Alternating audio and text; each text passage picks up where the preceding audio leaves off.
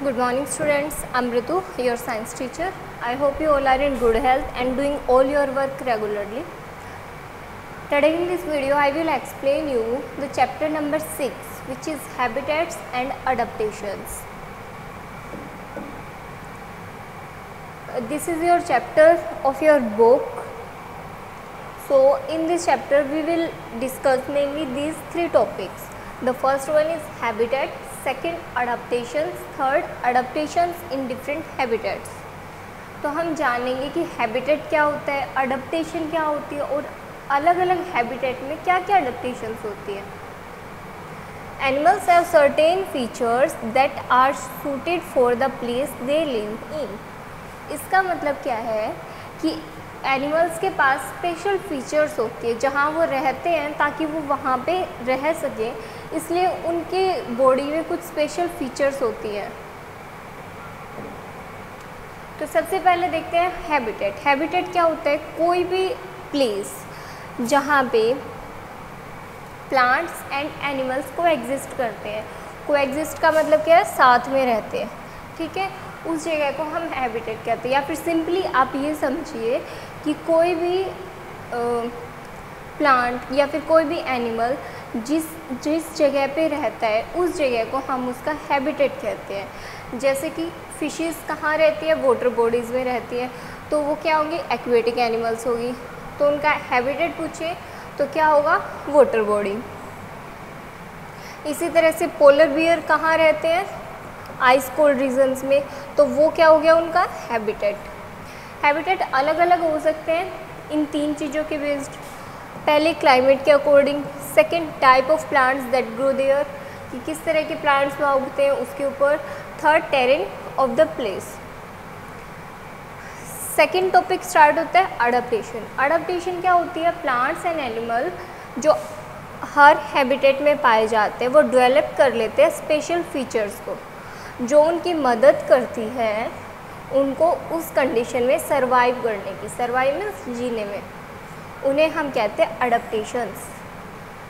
तो अडप्टेशन क्या हुई? ये वो स्पेशल फीचर्स हुई जो कोई भी लिविंग ऑर्गेनिज्म अपने अंदर डेवलप कर लेता है ताकि वो किसी रीजन में रह सके, जिंदा रह सके, उसे हम कहते हैं अडप्टेशंस. जैसे कि फ़िश के पास गिल्स होते हैं ताकि वो वाटर के अंदर ब्रीथ कर सके. उसके पास फिन्स होते हैं, स्केल्स होते हैं और स्ट्रीमलाइन बॉडी होती है ताकि वो इजीली वाटर के अंदर स्विम कर सके. तो ये सारे उसके क्या हैं? अडप्टेशंस. अब हमारा थर्ड टॉपिक स्टार्ट होता है अडप्टेशंस इन डिफरेंट हैबिटेट्स, कि अलग अलग हैबिटेट्स के अंदर क्या क्या अडप्टेशंस आती है. तो सबसे पहले हम देखेंगे डेजर्ट के अंदर क्या होती है. तो डेजर्ट क्या होता है? ड्राई लैंड्स होती हैं जहाँ पे बहुत कम रेनफॉल होता है, या फिर यूँ कहीं रेनफॉल होता ही नहीं है, ना के बराबर होता है.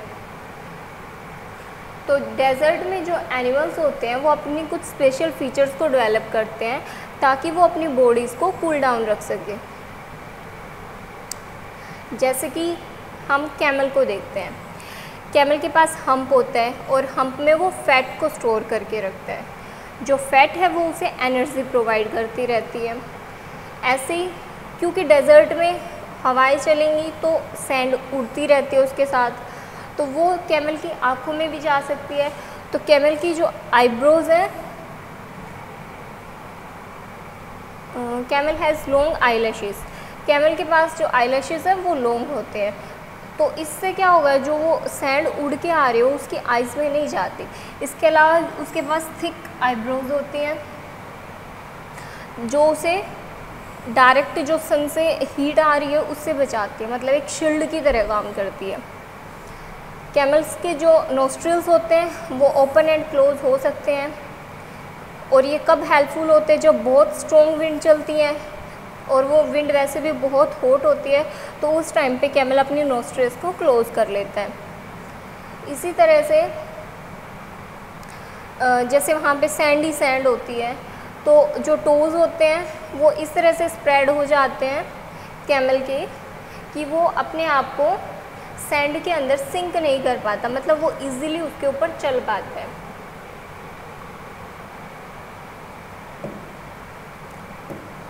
कुछ जो एनिमल्स होते हैं डेजर्ट में, वैसे तो बहुत सारे ही होते हैं जो कि नॉकटर्नल होते हैं। नॉकटर्नल क्या होते हैं? जो सिर्फ रात को बाहर आते हैं, दिन में वो दिखाई ही नहीं देते, क्योंकि रात को डेजर्ट में ठंड हो जाती है इसलिए।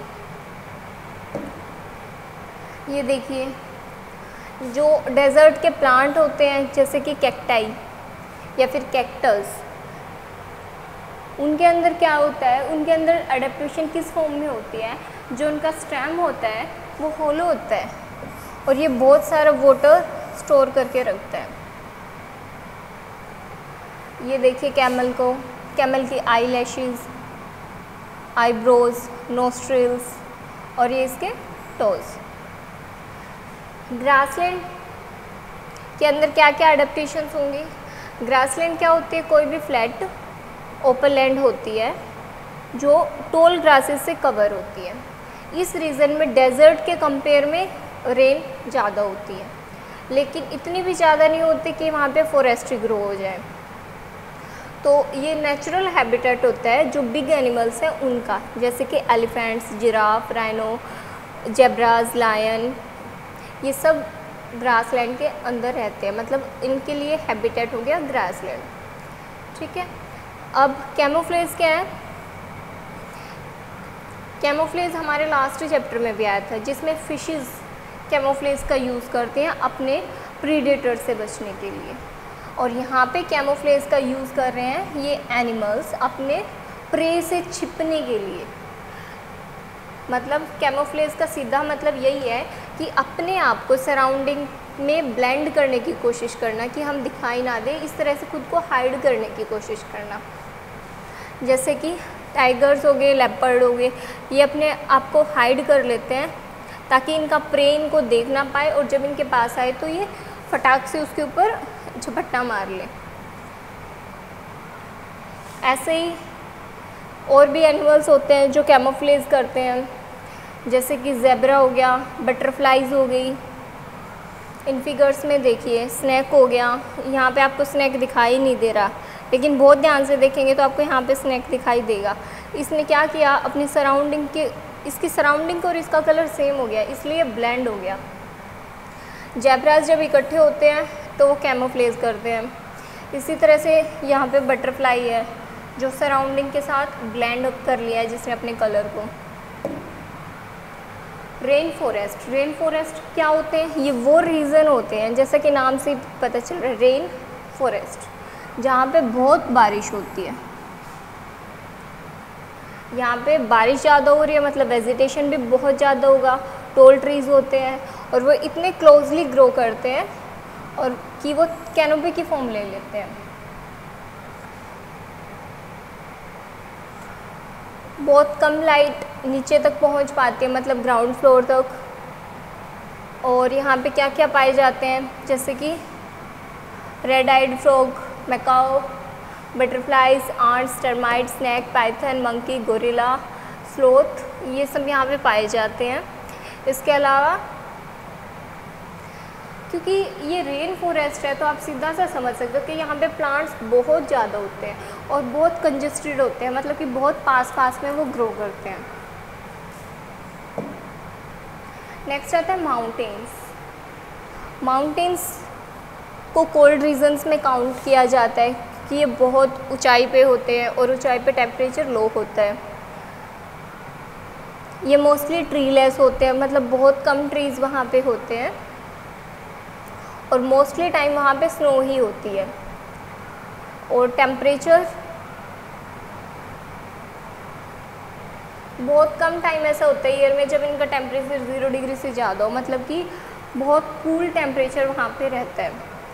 प्लांट्स अगर वहाँ पे ग्रो करते हैं तो बहुत वो प्लांट ग्रो करेंगे जो बहुत छोटे छोटे होते हैं, फ्लावर्स भी जिन पे स्मॉल ही होते हैं।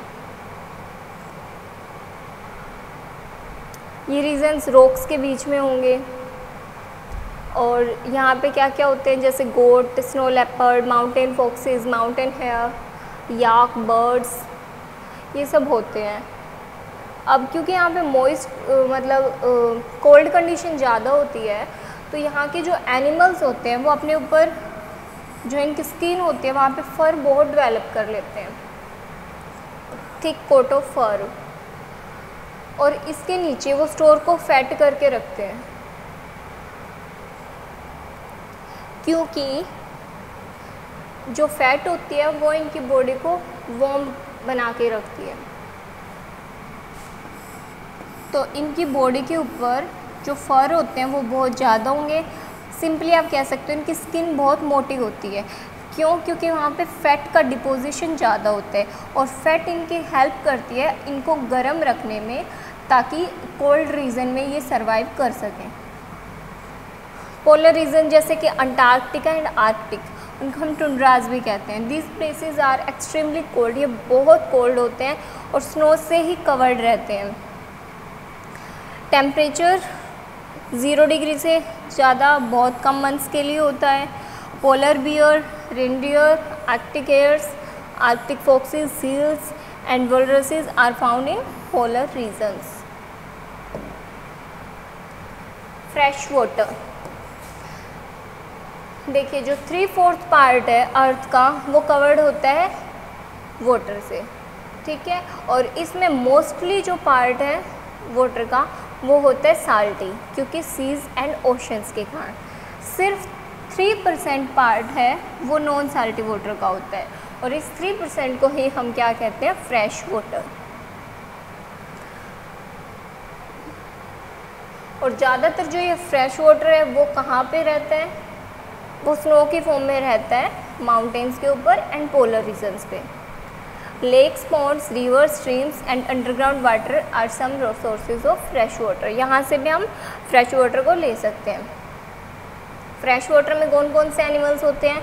Fish, amphibian, crabs, turtle, tadpole, ये सब फ्रेश वाटर के अंदर पाए जाते हैं, मतलब कि इनका नेचुरल हैबिटेट हो गया फ्रेश वाटर।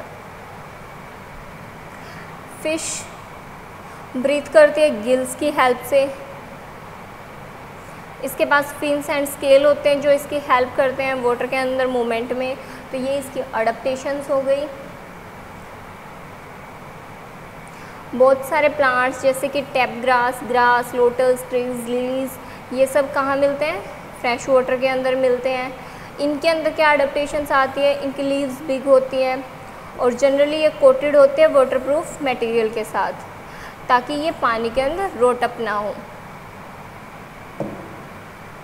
ओशंस, लगभग जो 70% पार्ट है पानी का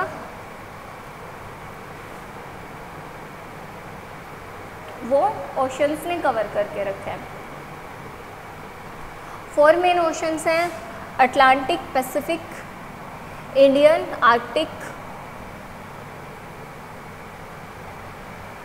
इस डायग्राम में आप देख पा रहे हो अलग अलग को।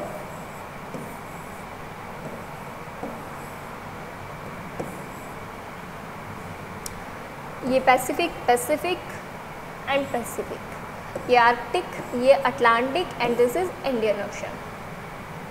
ए वैरायटी ऑफ एनिमल जैसे कि crabs, jellyfish, starfish, coral, shark, whales, ये सब कहाँ मिलती हैं? ओशंस के अंदर। ओशंस बहुत डीप होते हैं, इसलिए वहाँ जो बॉटम है वहाँ पे बहुत कम लाइट या फिर ना के बराबर ही लाइट पहुँच पाती है, इसलिए जो प्लांट्स वहाँ ग्रो करें तो उनके लिए बहुत मुश्किल है बॉटम पे ग्रो करना। इसलिए जो सी वीड्स होती है वो सरफेस के पास ही ग्रो करती हैं, जैसे ये सरफेस है यहाँ पे सी वीड्स है। बहुत सारी फिशेस डीप बिलो पाई जाती है ओशंस के अंदर। वो अपने आप को कैसे अडेप्ट करती हैं? वो डेवलप कर लेती है लाइट एमिटिंग ऑर्गन्स को, और वो सिग्नल्स को सेंड करती रहती हैं ताकि वो प्रे को अट्रैक्ट कर सके। ह्यूमन एक्टिविटीज़ ने स्पॉइल कर दिया है नेचुरल हैबिटेट्स को एक बहुत बड़े लार्ज एक्सटेंट तक, तो इसलिए जो वाटर पोल्यूशन बहुत ज़्यादा बढ़ता जा रहा है उसे कम करने की ज़रूरत है। इसके साथ हमारा चैप्टर कंप्लीट हो जाता है।